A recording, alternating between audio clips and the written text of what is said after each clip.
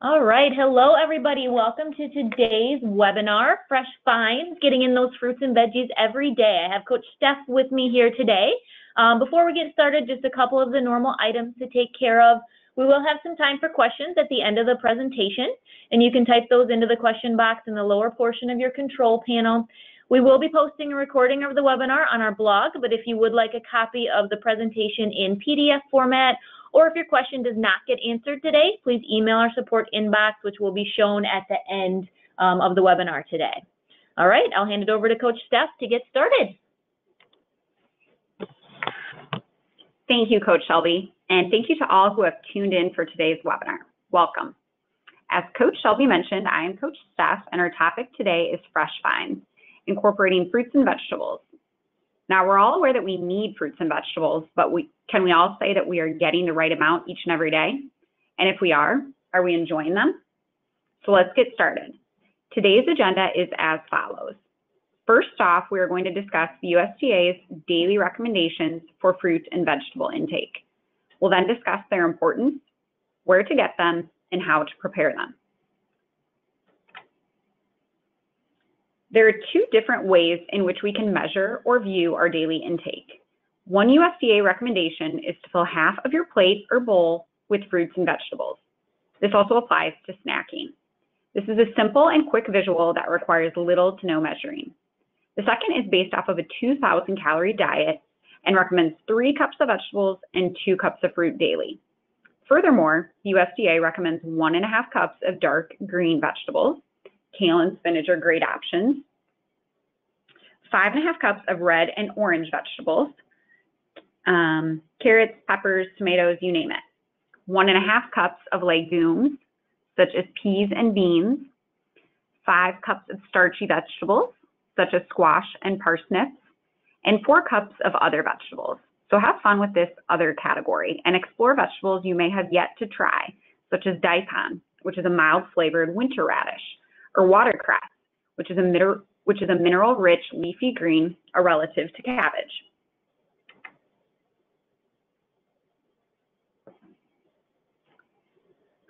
But even with these recommendations and all the variety, most Americans are consuming less than half the recommendations. I do want to note these recommendations may vary for diabetics and those with GI disorders, so please consult your primary care physician if dietary restrictions apply to you. So why do these recommendations matter? The importance of fruits and vegetables. Where do I even begin? These benefits really are endless. For starters, fruits and vegetables provide us with needed nutrients like fiber, vitamins, minerals, and antioxidants. Minerals like folate, magnesium, potassium, and vitamins A, C, and K are abundant in produce. But it is important to recognize that no single piece of fruit or single serving of vegetables provides us with all of our needed nutrients. And this is why variety becomes just as important as quantity. So have fun with it and incorporate many different colors and textures into your diet. For example, our red, blue, and purple produce contain antioxidants like lycopene, which helps to limit cell damage caused by free radicals. Less free radicals are associated with incredible health benefits, a lower risk of cancer, heart disease, stroke, and even memory loss. So give berries and beets a chance. Orange and yellow produce contain beta-carotene, another powerful antioxidant.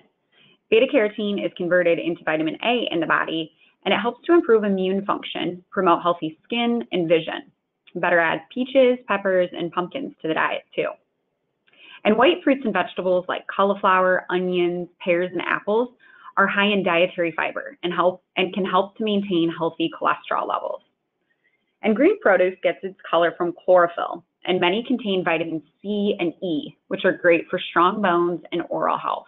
So try out artichokes, arugula, and asparagus. I could really go on and on about the importance of each fruit and vegetable, but you get the gist. From a healthy heart to a happy gut to glowing skin, fruits and vegetables provide our bodies with the nutrients we require to live our best.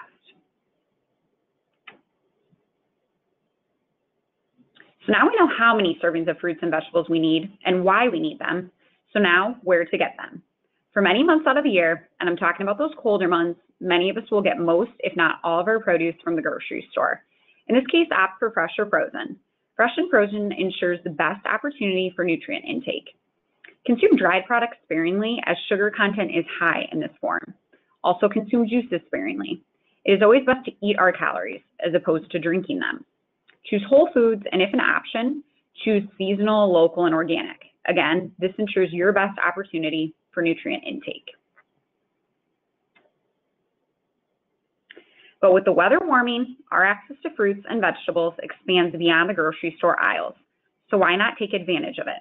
But how? Growing your own fruits and vegetables and herbs may actually be easier and far more cost-effective than you might have thought. Start out slow and begin by brainstorming what works best for your space, your time, and your palate. It is critical to form a connection to the foods we are choosing to nurture our bodies with, appreciating not just the taste, but the sight, the smell, and the feel is such an important relationship to cultivate. This connection is greater than food to mouth. We have the capability to create a positive or negative impact on our community and our environment with how and what we choose to eat. So let's get started, and most importantly, let's get our hands dirty. I'm going to highlight a few different gardening methods, but trust me, these methods are just the tip of the iceberg. There are so many fun, creative, and resourceful gardening techniques out there. So if I don't cover one that works just for you, hit the internet or library, because I promise you your perfect garden is out there. So the first method we're going to discuss is in-ground gardening or standard gardening. And like the name denotes, in-ground gardening can be one of the easiest and most effective ways to get started, thus the reason for its popularity. Simply choose a spot, tear up the sod, and begin tilling the soil, working in your compost. Cons: good soil can be hard to come by depending on what part of the country you live in, and soil maintenance and weeding can become an issue throughout the season. But again, it is an extremely effective way to get started so long as you have the space. So have fun with it and grow vegetables like kale, melon, squash, and cucumber, all of which are pretty hardy and really fun to watch grow as well as harvest. The next method is raised beds. Raised beds can be built up with many different materials such as wood, bricks, cinder blocks, corrugated steel panels, or old tractor tires. Get creative with what you may already have available. Once you've chosen your materials, construct to your preferred size. Choose a level space to ensure that irrigation and drainage is evenly dispersed.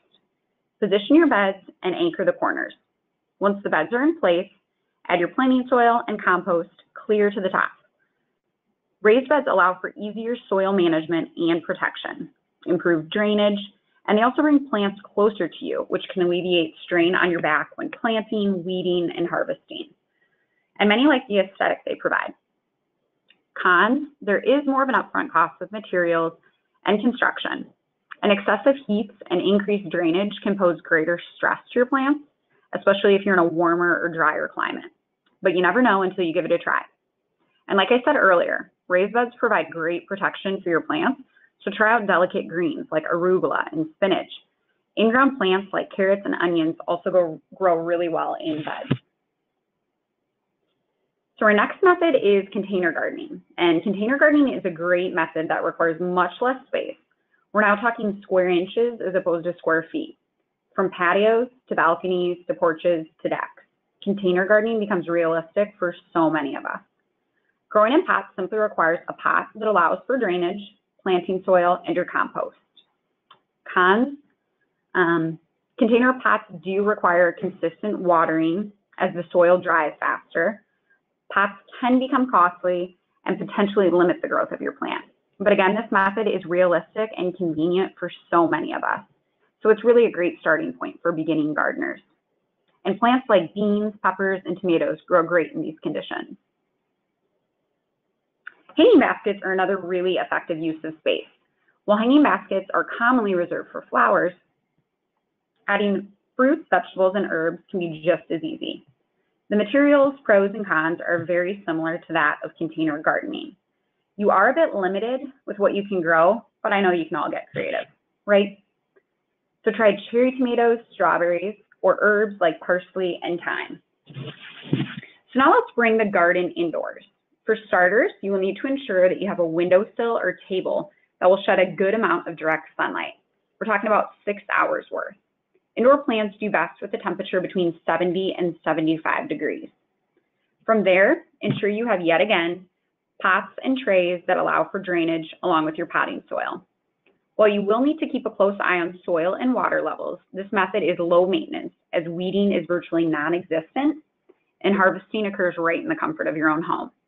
So have fun with this method and try out chilies and herbs such as sage and rosemary, as well as microgreens. Now, microgreens are a fun addition to any meal. They are the shoots of vegetables such as beetroot or mustard greens, and they're picked soon after the first leaves develop. They're incredibly nutritious and can be added atop salads, soups, sandwiches, you name it. So now this last method takes us back outside, but trust me, it's a cool one, and who doesn't like potatoes? So our final gardening method is potato towers. Now these towers require no digging, just a level space for construction. You'll need field fencing, 4 foot wide, straw, planting soil, and compost.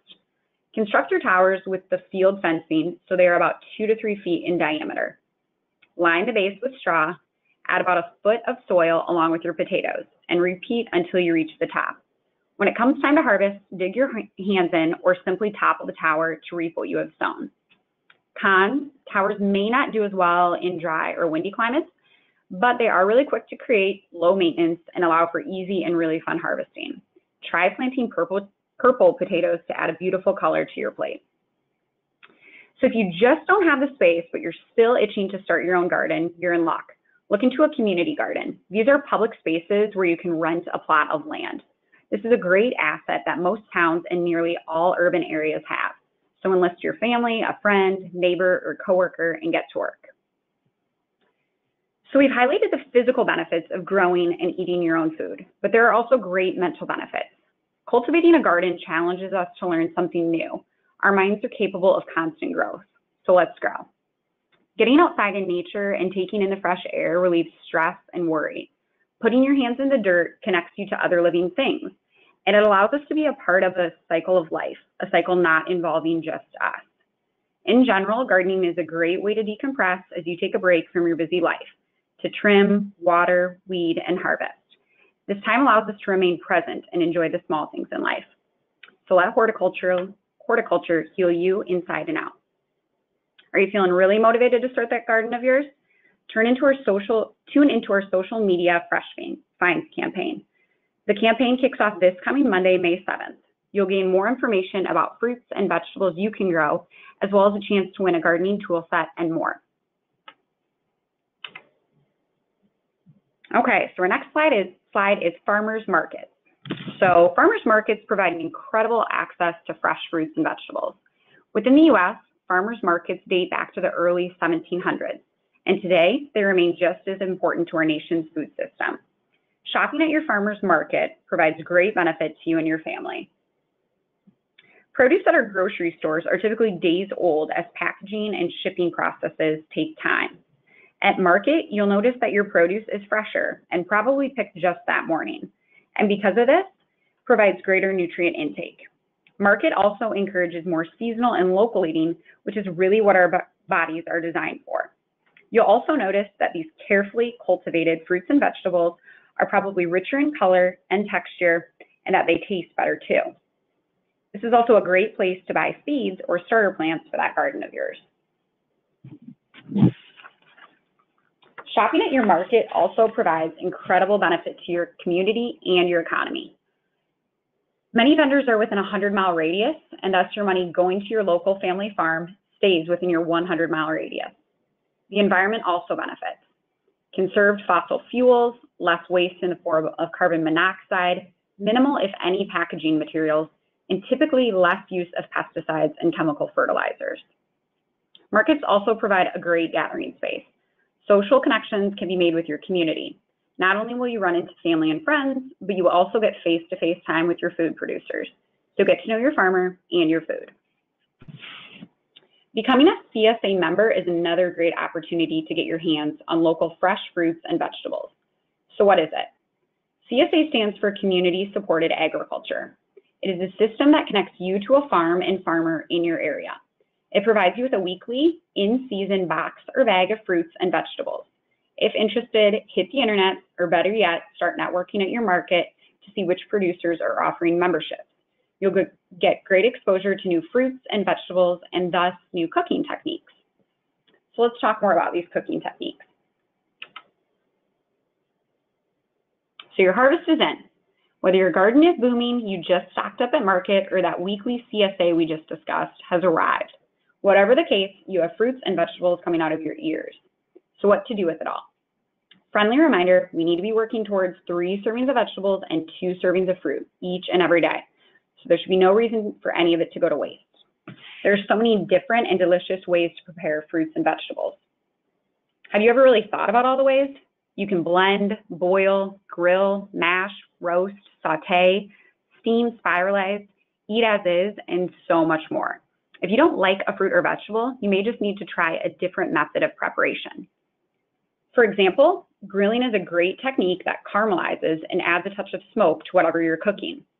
Vegetables like squash, eggplant, and asparagus grill up great. And for a sweet treat, try grilled pineapple and peaches. Try out fruit and vegetable kebabs. They are quick, simple, and convenient for cookouts of any size. Blending is another awesome technique, and smoothies are perfect for the upcoming summer months. Blending fruits like avocados and berries provide really great flavor and texture, and getting your serving of dark leafy greens such as kale, spinach, and Swiss chard has never tasted so good. Sauteing your vegetables can create a meal in itself. Cooking vegetables over medium heat for about 10 minutes tenderizes and gives your vegetables a golden brown color. Try sauteing vegetables like broccoli, cabbage, carrots, onions, and peppers. Add beef strips or a chicken breast on top for a healthy meal the whole family can enjoy. Another great and very popular method as of late is to spiralize your vegetables. Investing in a spiralizer allows you to turn everything from zucchini, cucumbers, beets, sweet potatoes, and carrots into a bed of noodles. You can cook or eat raw, add your favorite dressing or sauce, a protein if you like, and further vegetables atop for a complete and very colorful meal. I would really encourage you to get innovative. Add in or substitute fruits and vegetables whenever possible, whether it's adding berries to your morning oatmeal, a handful of spinach to your sandwich, carrots instead of chips, cucumbers instead of crackers.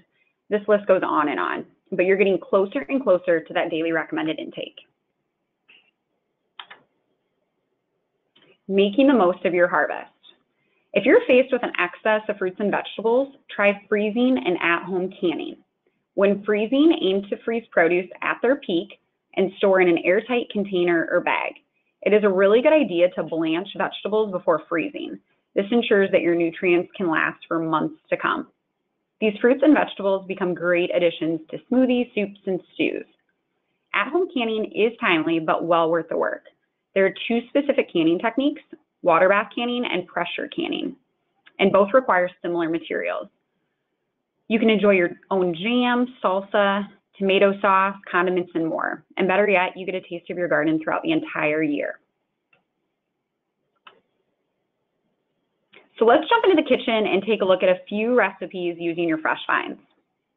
So our first recipe is a simple kale salad. Is your mouth watering already? Okay, I know this dish doesn't sound all that tasty, but I promise you it is. I have converted non-kale lovers to kale lovers with this one.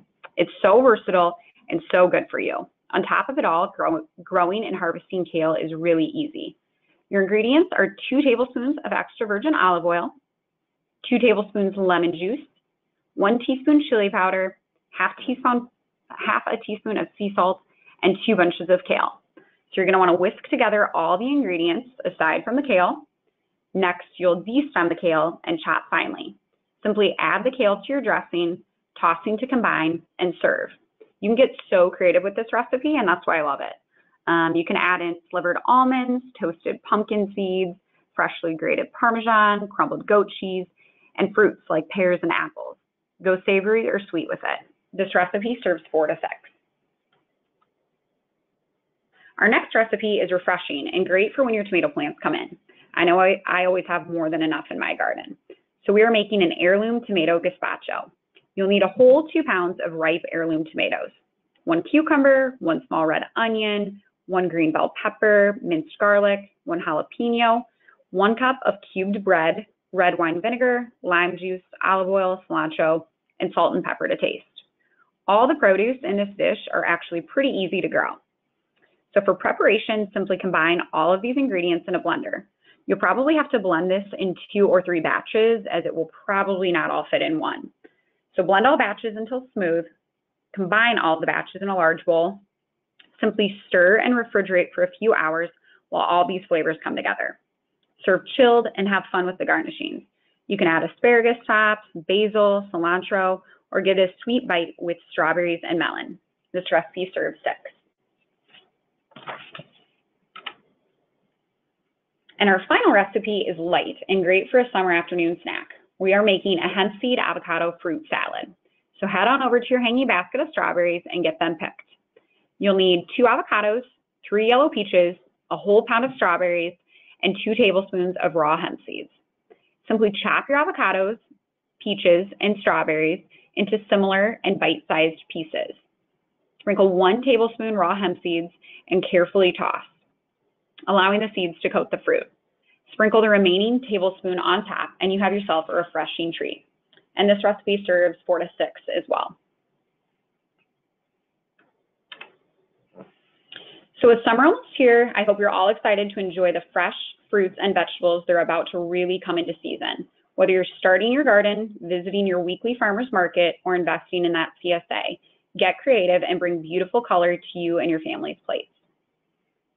All right, thank you so much, Steph. And guys, this is the perfect person to do this webinar because Steph actually practices what she preaches.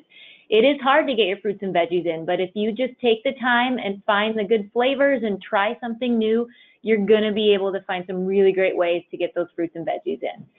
So next, though, we'll talk about the coming up of other webinars, and then we'll get to some questions that you've got.